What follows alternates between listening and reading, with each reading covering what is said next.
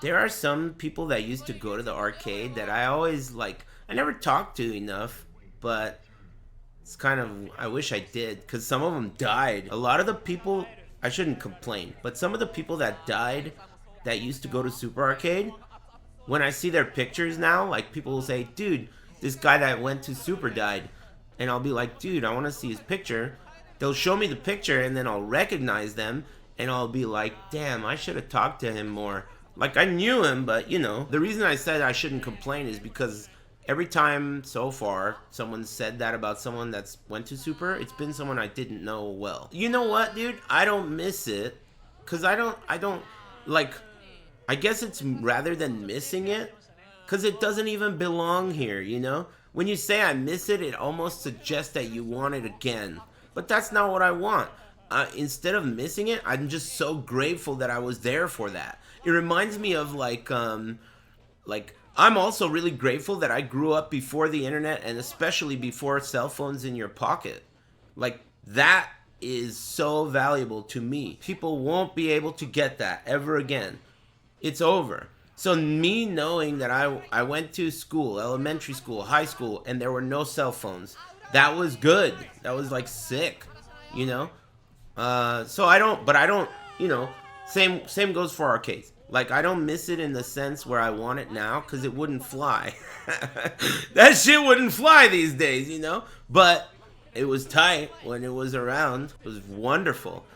Sometimes Jaha will be in here and like he said something that I will remember because I was talking about that Moment 37 Evo that they had, the one where it was held at the same venue as the real Evo, the one where Moment 37 happened. So I was at Moment 37, or the original Evo, and that Evo I qualified.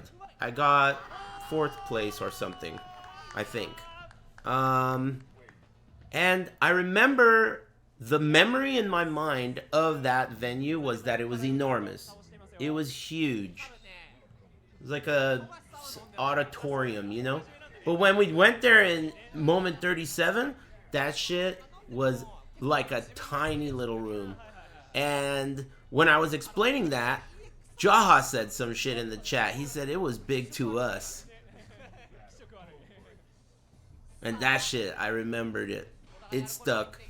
Because, I used to think it was a really big deal. Like, as a kid, I used to think, like, it's just a big deal. It's a huge deal. Evo. It's a big deal. But it was such a small deal. In reality, it was such a small deal. Not even a deal. That's why he said it was big to us. It was big to us, though.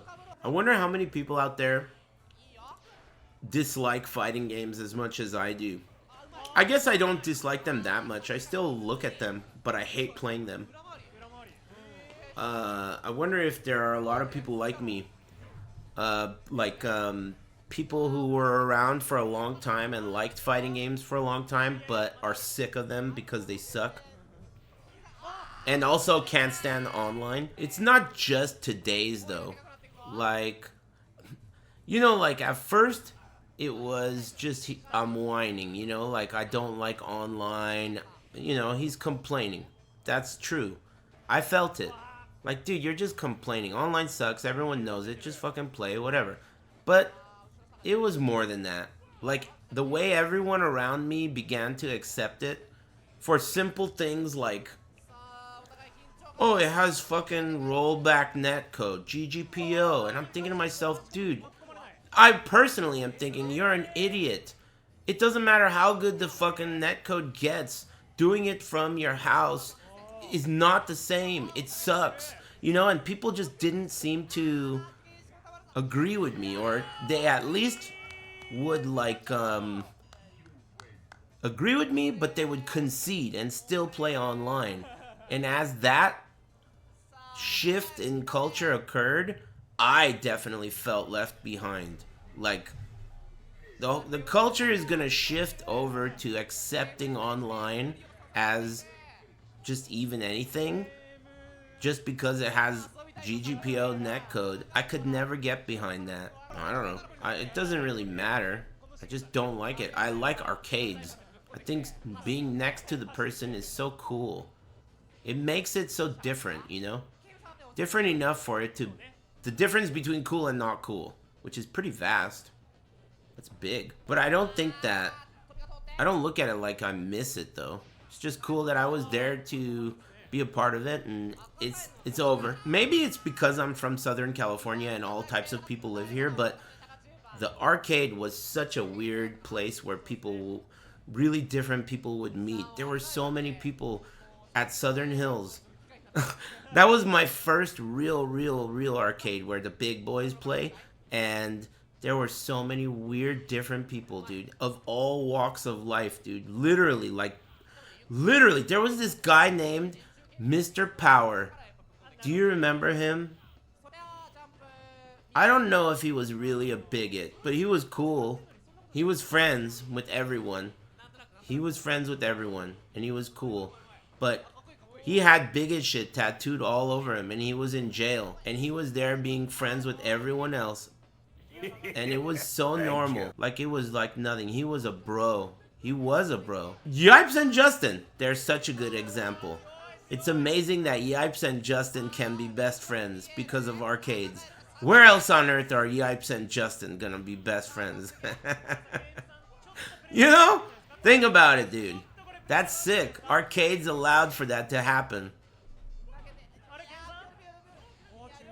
Arcades are cool. They're like so weird. It really allowed nerds and thugs to be friends. That's cool. Nerds and thugs.